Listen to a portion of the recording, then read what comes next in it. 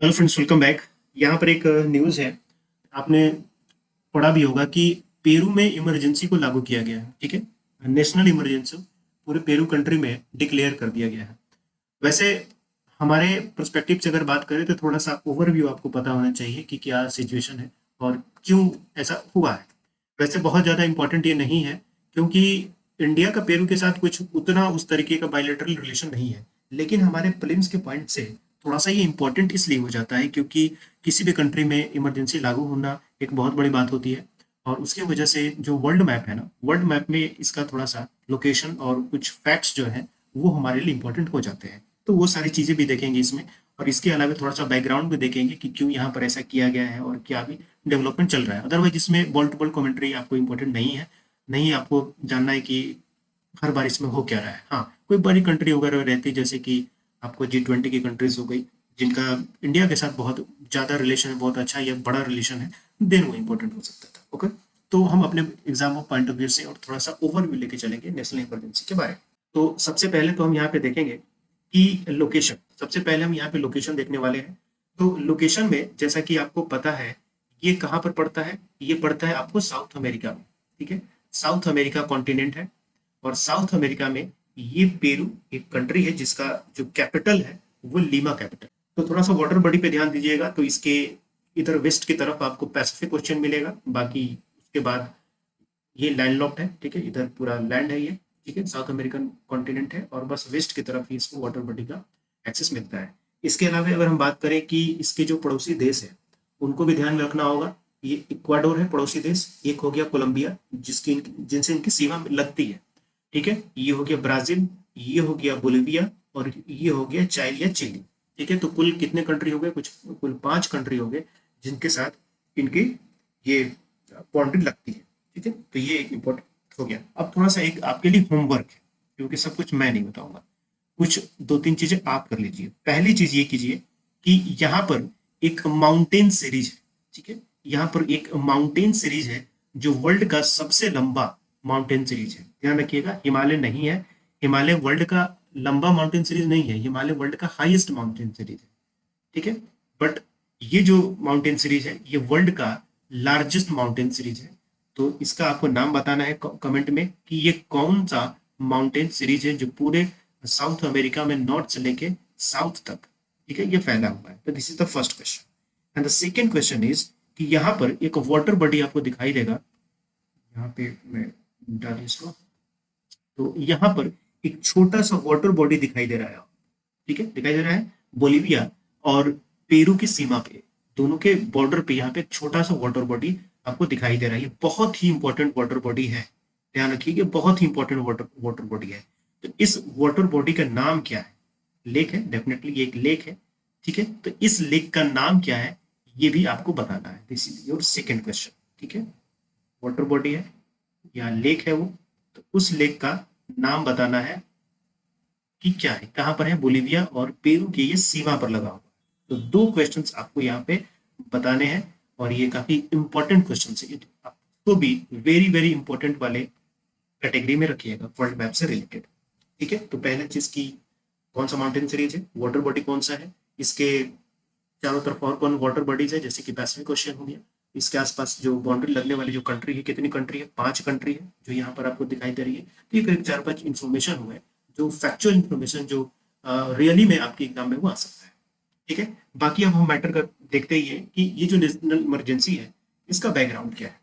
चलिए, आपको ये फिगर दिखाई दे रहा हो। ठीक है, ये फिगर जो कि यहाँ के यानी कि पेरू के एक्स प्रेसिडेंट हुआ करते थे।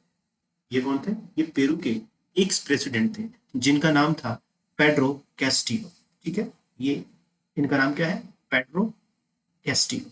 तो एक्स प्रेसिडेंट थे जो कि 2021 में इनका इलेक्शन के थ्रू हुआ था। तो ये लेफ्टिस्ट विचारधारा से बिलोंग करते हैं। लेकिन अभी क्या हुआ कि इनके पार्लियामेंट में, उनके पार्लियामेंट को कांग्रेस कहा जाता है या एंडीज नेशनल ये कांग्रेस कहते हैं। क्या कहते हैं? एंडीज नेशनल कांग्रेस कहा जाता है उनकी पार्लियामेंट को। ठीक है, तो उनकी पार्लियामेंट में क्या हुआ कि 7 दिसंबर को इम्पीचमेंट वोट को पारित किया गया। और इम्पीचमेंट वोट को पारित करके पेड्रो को क्या कर दिया गया? निष्कासित कर दिया गया, इनको पद से हटा दिया। ठीक है, ये डेवलपमेंट। 7 तारीख को, 7 दिसंबर को। लेकिन ऐसा क्यों किया गया, ये बहुत बड़ा हमारे लिए इंपॉर्टेंट नहीं है, लेकिन बस रीजन जानना है। अब इनके जगह पे, ठीक है, अब क्योंकि प्रेसिडेंट से हट गए, तो इनके जगह पे ये मोहतरमा आपको दिखाई दे रही है, ठीक है।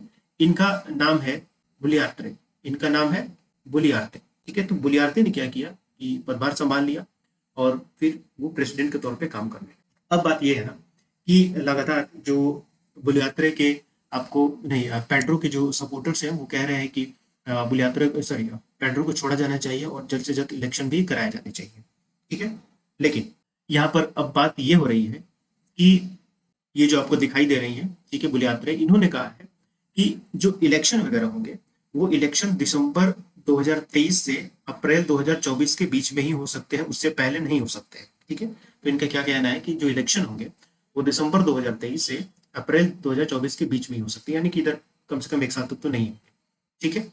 लेकिन जो पेड्रो है, पेड्रो का वैसे जो ऑफिशियली प्रेसिडेंट का जो ऑफिस था या टेन्यूर था वो 2026 में खत्म होने वाला था, लेकिन अभी तो क्या है 2022 का लास्ट चल रहा है, यानी कि करीब 4 साल अभी इसमें बचे हुए हैं, ठीक है। लेकिन इस बीच इन्होंने ये भी कहा है कि we can't have a dialogue if there violence between us, ठीक है। तो इन्होंने कहा है कि जो भी नेशनल वाइड प्रोटेस्ट चल रहा है, वायलेंस चल रहा है, ठीक है, मूवमेंट चल रहा है, तो इस तरीके की चीजें नहीं होनी चाहिए। जब तक वायलेंस होगा तब तक हम किसी तरीके का बातचीत वहां पे इनिशिएट नहीं कर सकते, ठीक है।